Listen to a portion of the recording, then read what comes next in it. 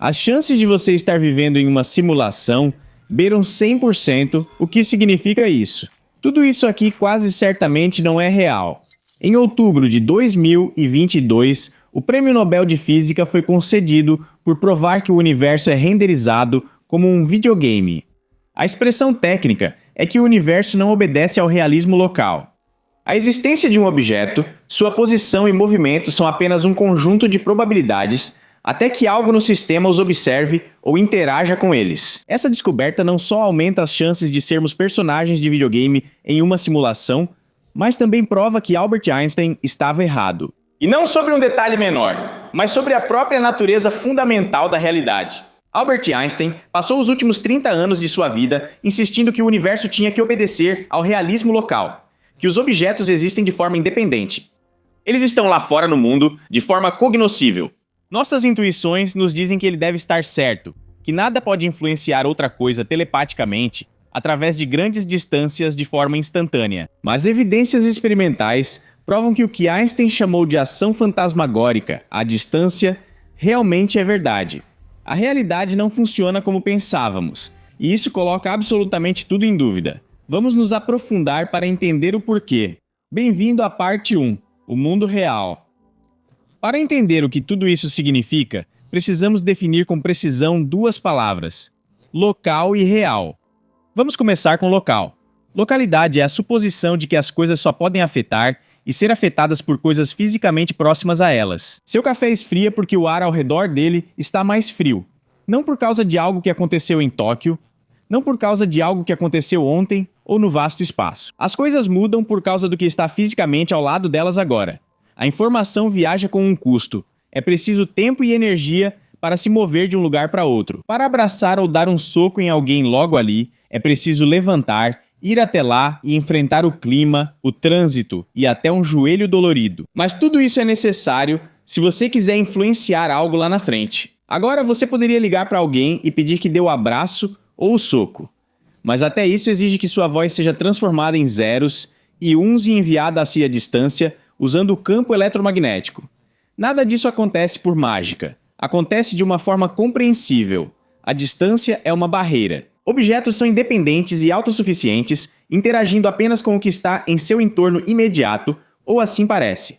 Essa suposição está tão profundamente enraizada em como experimentamos o mundo que nem sequer pensamos sobre isso. Isso simplesmente parece senso comum. Agora, imagino que até aqui vocês estão comigo. Então vamos para as coisas mais estranhas. Vamos definir o que significa ser real. Realismo é a suposição de que os objetos têm estados definidos, estejam ou não sendo observados por alguém.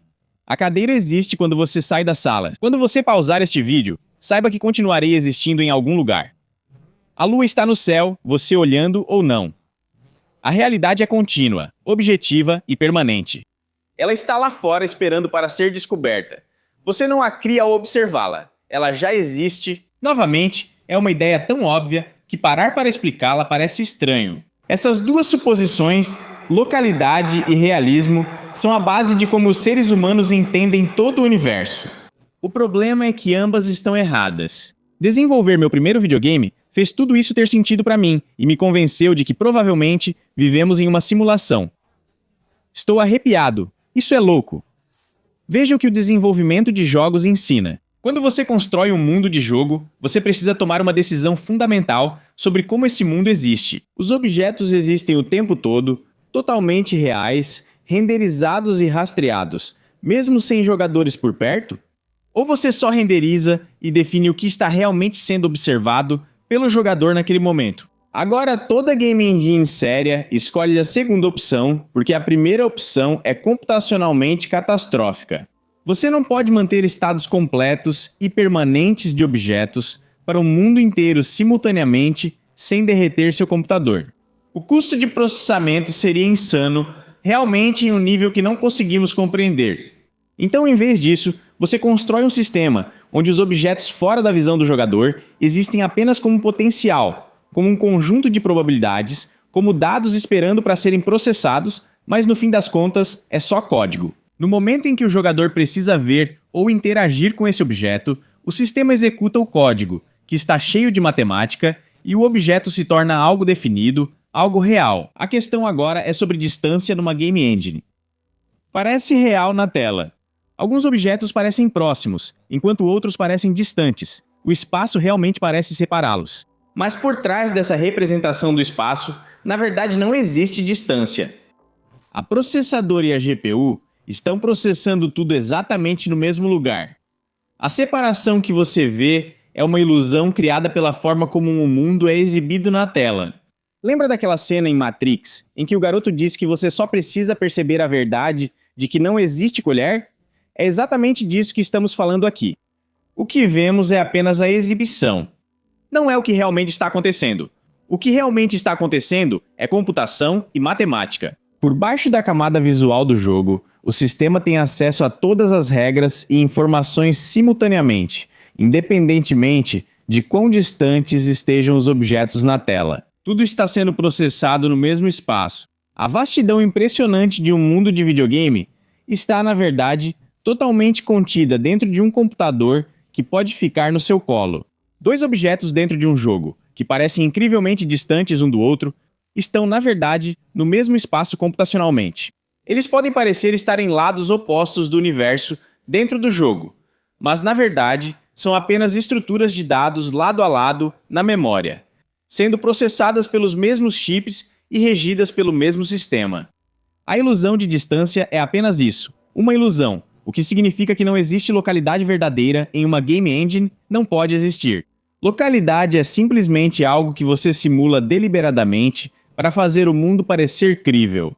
Agora, realismo, objetos tendo estados definidos e permanentes, é simplesmente algo que você precisa fingir porque a verdadeira permanência é computacionalmente cara demais para ser mantida. Agora, o Prêmio Nobel de Física acabou de ser concedido por provar que o nosso universo é projetado exatamente da mesma forma que um videogame. Para entender como sabemos que isso é verdade, vamos olhar para os experimentos que renderam o Prêmio Nobel. Bem-vindo à parte 2, os experimentos.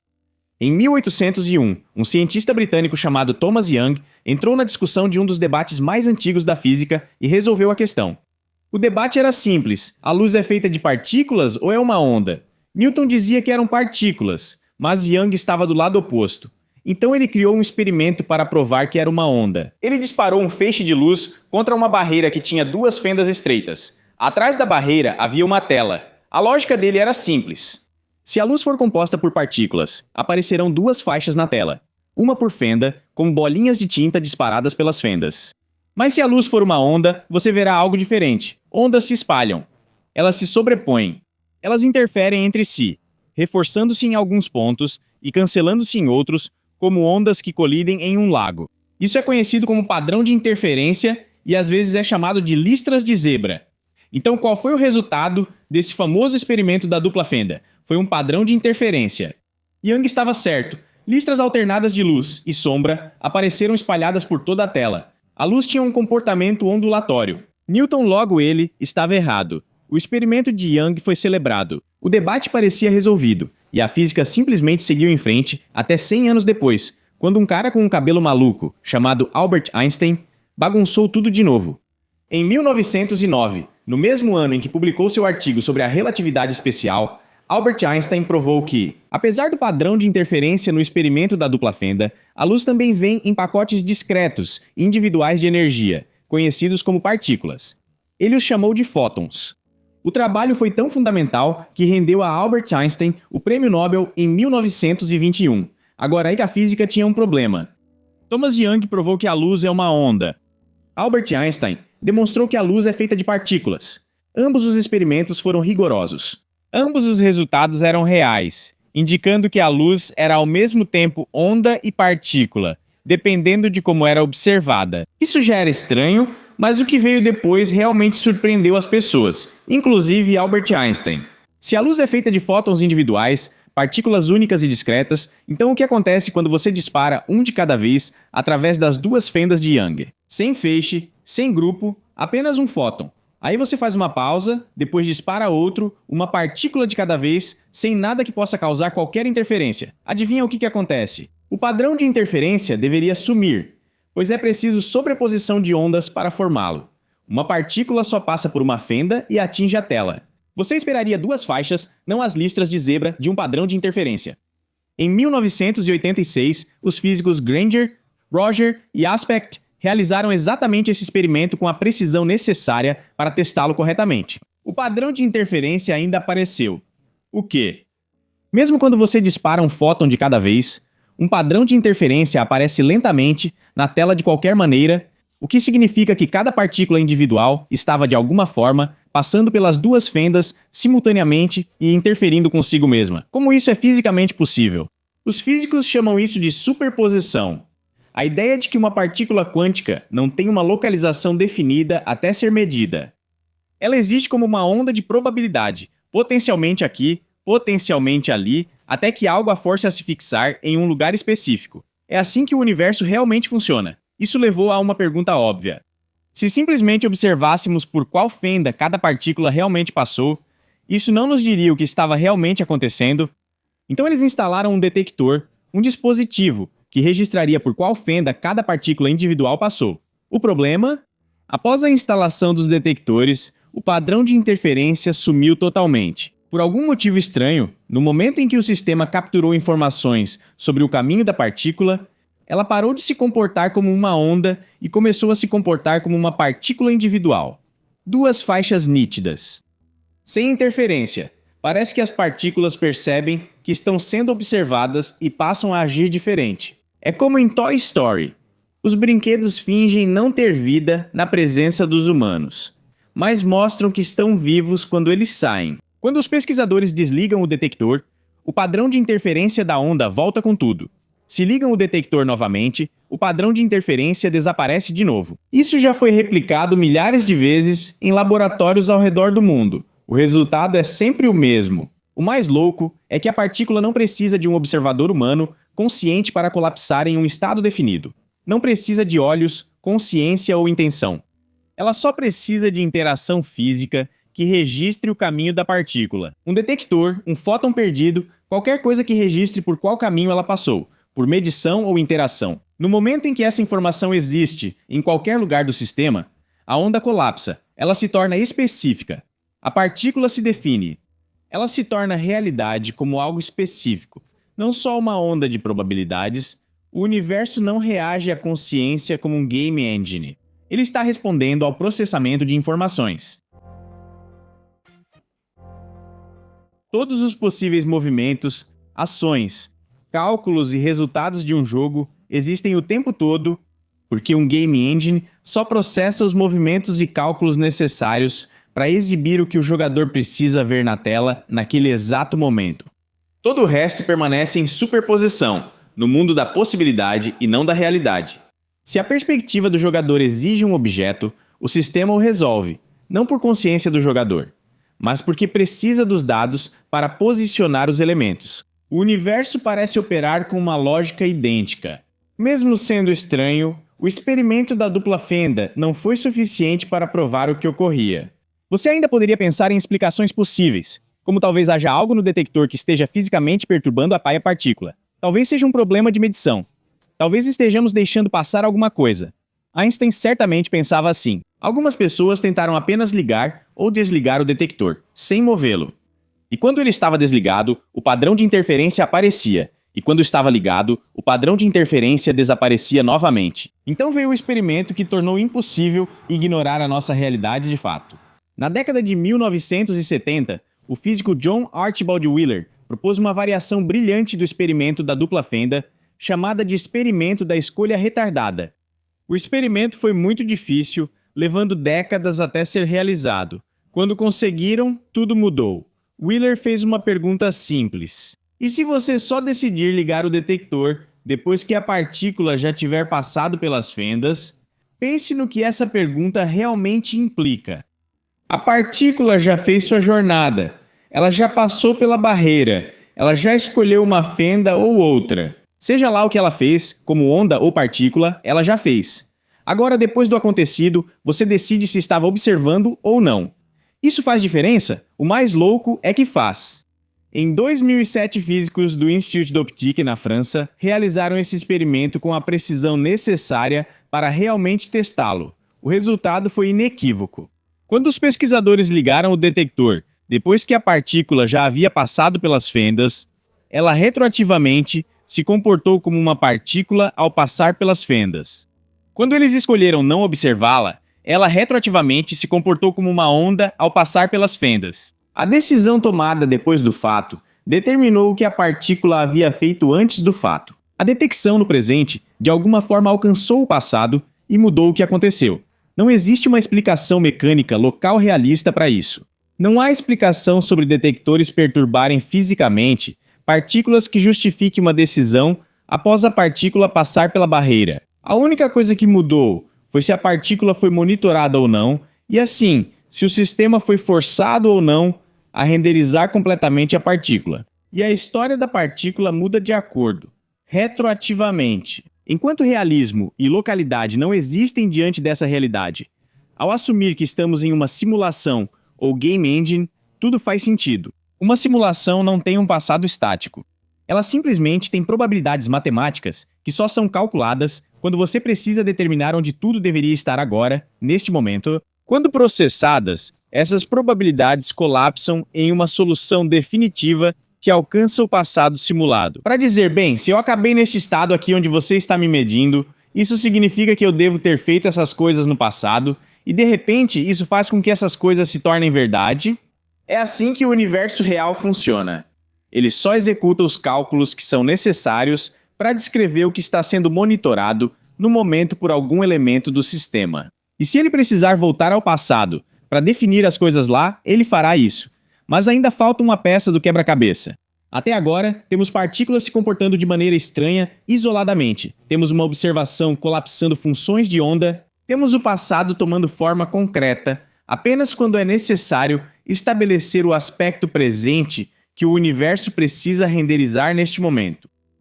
O que não temos é prova de que o universo não é realmente físico. Para chegar ao ponto de ser plausível que isso seja uma simulação, precisamos provar que objetos distantes podem ser processados causalmente juntos instantaneamente, apesar de estarem radicalmente distantes uns dos outros. Estou falando de extremos opostos do universo, tão distantes assim. Algo que só aconteceria se a distância fosse realmente uma ilusão. Então se prepare, porque as coisas vão ficar realmente estranhas. Bem-vindo à parte 3, o Prêmio Nobel. Em 1935, Einstein escreveu um artigo com o objetivo de provar que a mecânica quântica era incompleta. Ele não estava argumentando que os experimentos estavam errados. Ele aceitava os dados. O que ele se recusava a aceitar era a interpretação. A posição dele era que as partículas precisavam ter propriedades definidas antes de serem medidas. Ele insistia que a realidade existia independentemente da observação e que a mecânica quântica simplesmente ainda não havia encontrado as variáveis ocultas. O quadro completo existia, nós só não o tínhamos. Para defender seu argumento, Einstein e dois colegas, Boris Podolsky e Nathan Rosen, criaram um experimento mental. Ele ficou conhecido como o paradoxo EPR. Era assim que funcionava. A mecânica quântica prevê que duas partículas podem ficar emaranhadas, ou seja, suas propriedades ficam conectadas. Se você mede uma, instantaneamente sabe algo sobre a outra, não importa o quão distantes elas estejam, e a relação entre as duas é causal. Se uma está girando em uma direção, por causa das leis da física, a outra deve estar girando na direção oposta. Einstein disse que isso era absurdo. Para que isso funcionasse, ou as partículas tinham algum tipo de acordo oculto, definido desde o início, instruções predeterminadas que diziam a cada uma como se comportar, ou medir uma partícula de alguma forma enviaria informações para a outra mais rápido que a velocidade da luz. A primeira opção significava que a mecânica quântica era incompleta. A segunda opção violava a relatividade especial, que Einstein também inventou e que ele definitivamente não estava disposto a abandonar. Ela simplesmente explicava coisas demais. Ele concluiu que deveriam existir variáveis ocultas e que a realidade precisava ser compatível com o realismo local.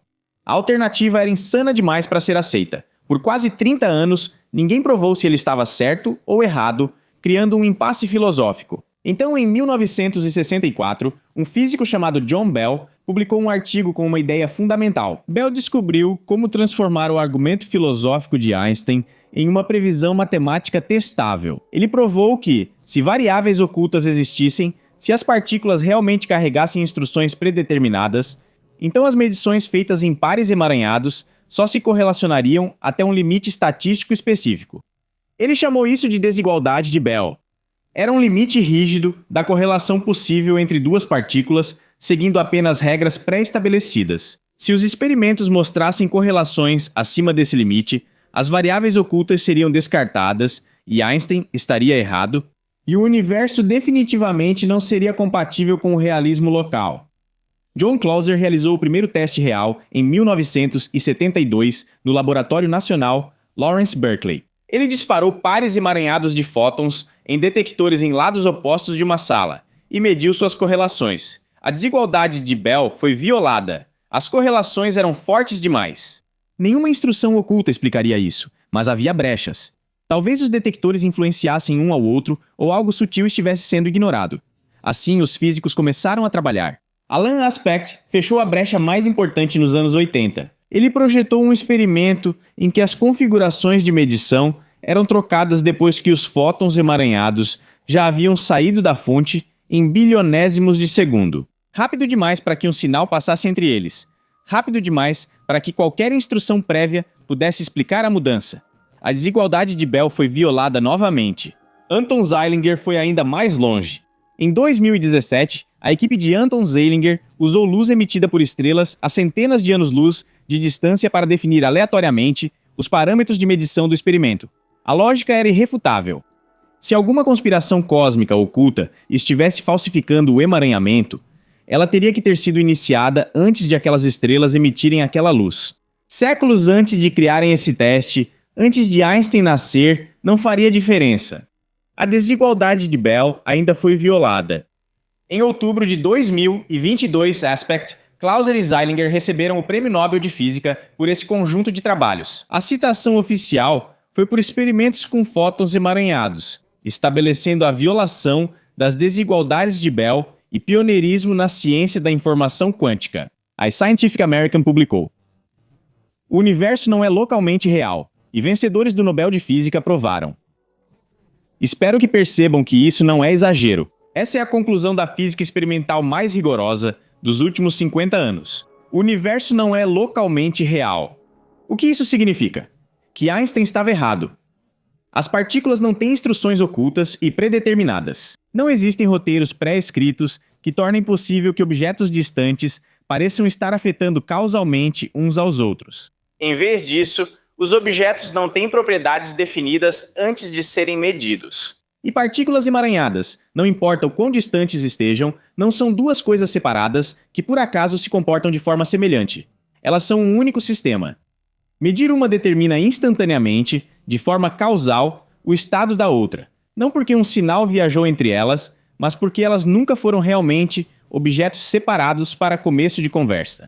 A distância, no fim das contas, é uma ilusão, que é exatamente o que todo desenvolvedor de jogos sabe sobre o seu jogo. Em um game engine, dois objetos em lados opostos do mundo não estão realmente separados, pois são estruturas de dados processadas no mesmo local e regidas pelo mesmo sistema. Como estávamos falando antes, a distância entre eles é apenas uma representação na tela. Por baixo, o sistema tem acesso a tudo ao mesmo tempo. Está tudo conectado. Não existe separação real, não existe localidade verdadeira, não é real. É apenas um sistema computacional unificado renderizando a aparência de distância e objetos. Ninguém pode afirmar definitivamente que o nosso universo é uma simulação, mas podemos dizer que ele se comporta exatamente como uma simulação. Os objetos parecem reais na tela. A distância parece real na tela. Mas por baixo da camada visual da realidade, no nível quântico, onde as regras reais existem, a separação é apenas simulada. Partículas emaranhadas em extremos opostos do universo não se comunicam à distância, mas são processadas juntas por um sistema centralizado quando observadas. É isso que significa não ser localmente real. O universo não tem verdadeira localidade porque tudo está sendo processado no mesmo lugar. E não é realismo verdadeiro, porque nada tem um estado definido até que o sistema precise renderizá-lo. Essas não são as propriedades de um universo físico esperando para ser descoberto. Essas são as propriedades de uma simulação energeticamente eficiente, que processa apenas o necessário em cada momento. Bem-vindo à parte 4. O universo é muito mais incrível do que você imagina. Elon Musk afirmou publicamente que há uma chance em 1 bilhão de estarmos vivendo na realidade base. Em 2003, o filósofo de Oxford, Nick Bostrom, explicou o motivo. Nós temos computadores no mundo externo, e esses computadores estão ficando mais rápidos e melhores com o passar do tempo. Bostrom partiu de uma observação. O poder de computação dobrou a cada 2 anos por décadas. Se essa tendência continuar, ou mesmo que desacelere drasticamente, civilizações futuras eventualmente serão capazes de rodar simulações de mundos inteiros, com habitantes conscientes que confundem a simulação com a realidade base. Se isso for verdade, ele argumentou, então uma de 3 coisas deve ocorrer. Opção 1, praticamente toda civilização se destrói antes de alcançar essa capacidade. Algum tipo de limite catastrófico, guerra, pandemia, IA descontrolada, seja o que for. Isso encerra o jogo antes que a civilização chegue lá, sempre, em qualquer lugar do universo, sem exceção. Opção 2, praticamente toda civilização que atinge essa capacidade escolhe nunca rodar simulações. Alguma restrição universal os impede. Toda civilização avançada, sempre, indefinidamente. Opção 3. É quase certo que estamos vivendo em uma simulação, agora porque a matemática é implacável. Se ao menos uma civilização sobreviver e rodar mesmo um número modesto de simulações, eles vão produzir muito mais realidades simuladas do que realidades originais. A matemática é mais ou menos assim. Se civilizações avançadas conseguem criar simulações, provavelmente fariam várias. Nós já simulamos de tudo, do trânsito ao clima, em nossa realidade. Então a nossa própria trajetória sugere que uma civilização avançada inevitavelmente rodaria potencialmente milhões de simulações. Dentro dessas simulações, os atores lá dentro vão criar simulações dentro de simulações sem fim. Diante disso, a probabilidade de qualquer mente consciente existir na realidade original se torna extremamente pequena. A proporção é absurdamente desigual. A probabilidade de você existir na única realidade original, entre todos os possíveis lugares onde uma mente consciente poderia se encontrar, se aproxima de 0. O mais louco é que Bostrom apresentou esse argumento antes mesmo do Prêmio Nobel ser concedido por provar que o nosso universo opera no mesmo sistema computacional que uma simulação exigiria. Ele só estava se baseando em probabilidade pura. É muito louco que a física veio depois e provou que a estrutura do universo torna essa hipótese ainda mais provável. É a isso que tudo isso nos leva. Ou vivemos dentro de uma simulação criada por alguma inteligência, operando em um nível muito acima do nosso. Ou o universo é tão fundamentalmente computacional em sua natureza que a distinção entre uma simulação e como o nosso universo realmente funciona simplesmente desaparece. Talvez isso tecnicamente não seja uma simulação, mas em algum momento isso importa. Não há diferença perceptível entre as duas coisas agora. A camada mais fundamental da realidade não é matéria e energia. É matemática, cálculo e o próprio processamento de informações. De qualquer forma, o universo em que nos ensinaram a acreditar não existe mais. Ele nunca existiu. Em seu lugar está algo muito mais extraordinário. Uma realidade que se manifesta sob demanda, onde a distância e muitas outras coisas são apenas ilusões, onde nada é definido até que o sistema precise que seja, onde o passado se resolve de trás para frente a partir do presente. Acho tudo isso empolgante. Pense nas coisas insanas possíveis em um videogame que hoje achamos impossíveis na vida real. Bem, antes das descobertas de Einstein, toda a era atômica pareceria impossível, pareceria mágica. Mas agora isso é apenas a nossa realidade comum. Então a pergunta é: se isso for uma simulação, que coisas serão possíveis no nosso futuro que atualmente parecem magia? Certo, se quiser me ver explorando ideias ao vivo, inscreva-se e acompanhe às segundas, quartas e sextas, às 7 da manhã, horário do Pacífico. Espero você lá. Até a próxima, amigos. Sejam lendários. Se cuidem. Paz. Se você gostou dessa conversa, confira este episódio para saber mais. Neste momento, os Estados Unidos estão no mesmo tipo de ponto de inflexão instrucional que precedeu todas as grandes erupções sociais da história registrada. Tudo o que vocês precisavam fazer era nos pagar o suficiente pra gente conseguir viver, porra.